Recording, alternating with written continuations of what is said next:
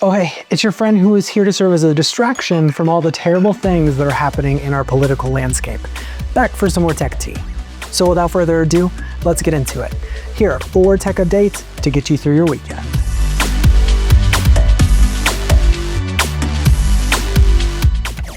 Apple, as we know it, may be undergoing some big changes soon. Here's what you need to know. Since the lackluster launch of the Vision Pro, and then the complete false advertisement of the new Siri, some had compared Apple's latest series of rough patches to the company having a bit of a Windows Vista moment.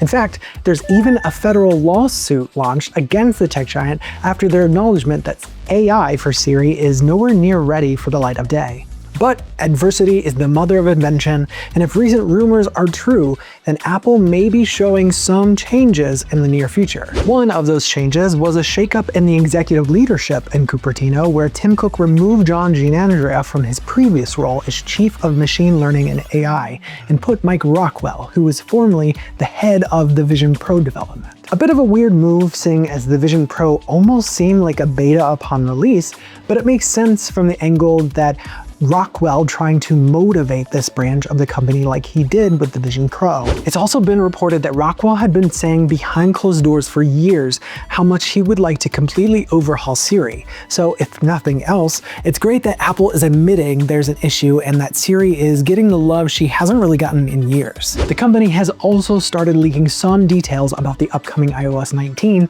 including a redesigned camera app and an overhauled UI to mimic the one found in Vision OS. There are even talks that iOS 19 may be the biggest redesign for the company since iOS 7 launched back in 2013. I guess we'll just have to wait a month or so until we have more accidental leaks to know more. Dungeons & Dragons' Unreal Engine 5 powered virtual tabletop has officially been canceled by the company just a few weeks after its launch. Here's what you need to know. Project Sigil was aimed to be a way for D&D players to experience their campaigns in stunning 3D, where you can create custom maps, minis, and host multiplayer rooms for campaigns. It was unveiled last year after the surge of Baldur's Gate 3, but after it was released last month, players quickly felt like the experience was more of an open concept or beta than a fully baked experience. Some reports had players having issues with integrating their character sheets or adding anything from their campaign that wasn't originally created or experienced within the virtual tabletop. While the maps and dungeons were beautiful, the playing of them didn't feel as organic as it should. So this week, an internal message was sent to Wizards of the Coast employees from Hasbro HQ that Sigil will transition to a DDB feature and that most of the Sigil team will be separated from the company this week. These layoffs accounted for 30 people roughly, which is about 90% of the current development team for Sigil.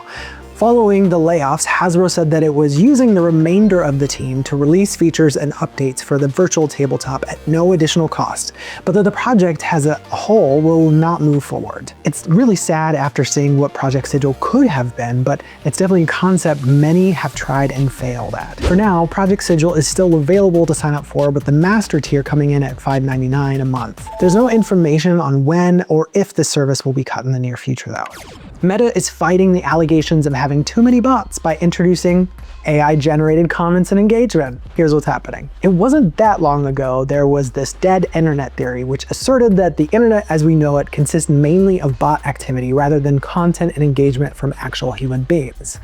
You also don't have to go very far or say too much on platforms before you get pummeled with comments from accounts that are very clearly not human, which just feeds into that theory that much more. Scrolling your Facebook feed, you'll be able to see promoted posts from accounts which are very clearly engagement farming, from cringy one-liners or asking you to vote on which anime character you'd eliminate out of these 4. In fact, Facebook higher-ups have been caught saying that they think their future will be AI-generated accounts which interact with users like they would with anybody else. Now it seems they're taking this a step further by introducing Meta AI in the comment section. Clicking on the pencil icon in the app while looking at a post will analyze the content and provide a list of choices you can select to comment with. When TechCrunch reached out to Meta to confirm this new feature, a spokesperson confirmed this update, saying that they regularly release features for you to use with Meta AI, including comments, DMs, and more.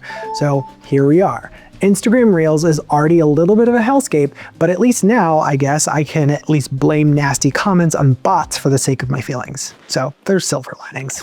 And finally, Assassin's Creed has already surpassed 1 million players and has the Japanese Prime Minister talking about legal actions.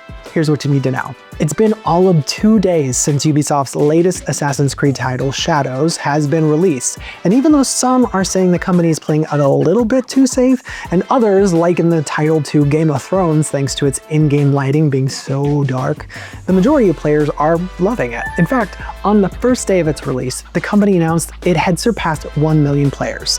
It even surpassed Valhalla by having the highest peak user count, beating the previous title by over 13,000 users. Shadows has been a little bit of a roller coaster ride leading up to its launch, with backlash coming from Ubisoft's decision on higher prices depending on the version of the game you play mechanics being overused, and their decision to feature Yasuke over depicting a more traditional Asian character since the game is set in feudal Japan.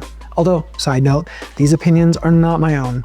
Don't come for me. Now it would seem that the release has drawn concerns from the Japanese government as well. This week, concerns were brought before the Prime Minister, Shigeru Shiba, by Hiroki Kata, who oversees one of the shrines. In the game, there is a portion that takes place within the shrine where you can deface the shrine and spill the blood of the people within it. Kata brought his concern that this game both disrespected the shrine and in doing so, Japanese culture, as well as the concern that players may be more obliged to imitate these scenes in real life. The Prime Minister agreed that they would need to hold talks with other members of the government to learn how to deal with the ramifications of this game legally. Since then, Ubisoft has oh so silently released a day one patch that, among other things, makes it so you can destroy less things within shrines, and if you do decide to go postal on citizens within them, there's less blood.